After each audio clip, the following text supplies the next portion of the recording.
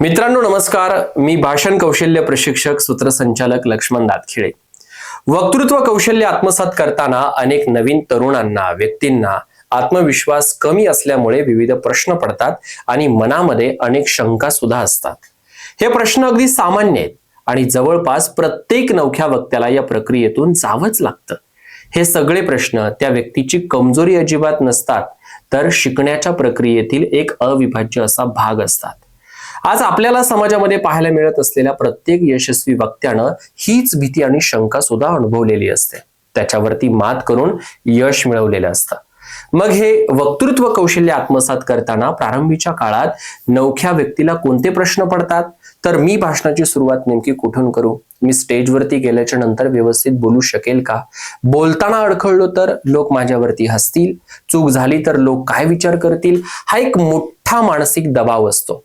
यासोबतच माझे हातपाय थरथरायला लागले तर, मी ज्या विषयावरती जेवढी तयारी केलेली आहे ते सर्व काही मला बोलता येईल का, जे पाठांतर केलेलं आहे ते जर विसरलो तर, यासारख्या असंख्य प्रश्नांचं वादळ त्या व्यक्तीच्या डोक्यामध्ये घोंगावत असतं।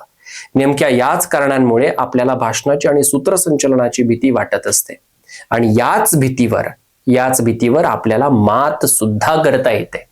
या जगामध्ये असा एकही प्रश्न नाही की ज्याचं उत्तर नाही, अशी एकही अडचण नाही की जी आपण सोडवू शकत नाही। या पृथ्वी तलावरती असं एकही ठिकाण नाही की जिथे आपण पोहोचू शकत नाही।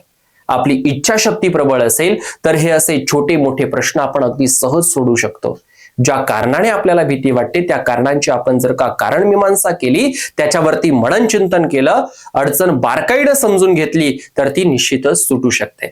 मग याच्यासाठी आपल्याला नेमकं काय करावं लागेल, तर सर्वांत आधी भीतीचं कारण शोधावं लागणार आहे। बऱ्याचदा अडचण काय असते की आपल्या बाबतीत ज्या गोष्टी घडतात त्याचं आपल्याला फारसं काही वाटत नाही, पण ती गोष्ट ज्या कारणाने घडतीये ना, ते कारण आपल्याला जर समजलं नाही तर मग मात्र आपण अस्वस्थ होत असतो। उदाहरणार्थ, आपल्या एखाद्या मित्रानं अचानक आपल्यासोबत बोलणं बंद केलं तर आपल्याला वाईट वाटणं हे साहजिकच आहे आणि आपण कधी ना कधी ते स्वीकारतो सुद्धा।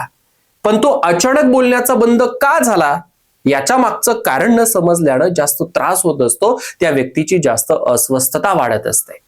अगदी याच पद्धतीनं आपल्याला व्यासपीठावरून बोलायचं म्हटलं की प्रचंड भीती वाटते, पण ती भीती का वाटते याचं कारण लक्षात न आल्यानं आपण त्याच्यावरती मात करू शकत नाही। त्यावर मात करायची असेल तर आपल्याला आधी भीती वाढवणारी ती सर्व कारणं ही शोधून काढावी लागतील किंवा ते शोधून काढणं गरजेचं असतं। मित्रांनो, ज्या मुद्द्यावरती आपल्याला स्टेजवरून बोलायचं आहे, आपल्या विचारांच्या माध्यमातून कार्यक्रमास उपस्थित असलेल्या हजारो लोकांची मनं जिंकायची असतील तर त्या संबंधित विषयावरती आपल्याला प्रचंड मेहनत घ्यावी लागेल। जितका होईल तितका जास्तीत जास्त सराव करावा लागेल।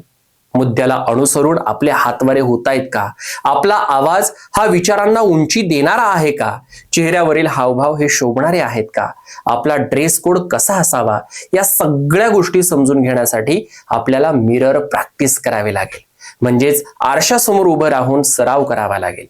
आपल्या स्मार्टफोन मध्ये स्वतःचे बोलतानाचे व्हिडिओ शूट करून तपासावे लागतील, कारण जितका जास्त सराव आपण करणार आहे तितकाच जास्त आपला आत्मविश्वास हा वाढत जाणार आहे।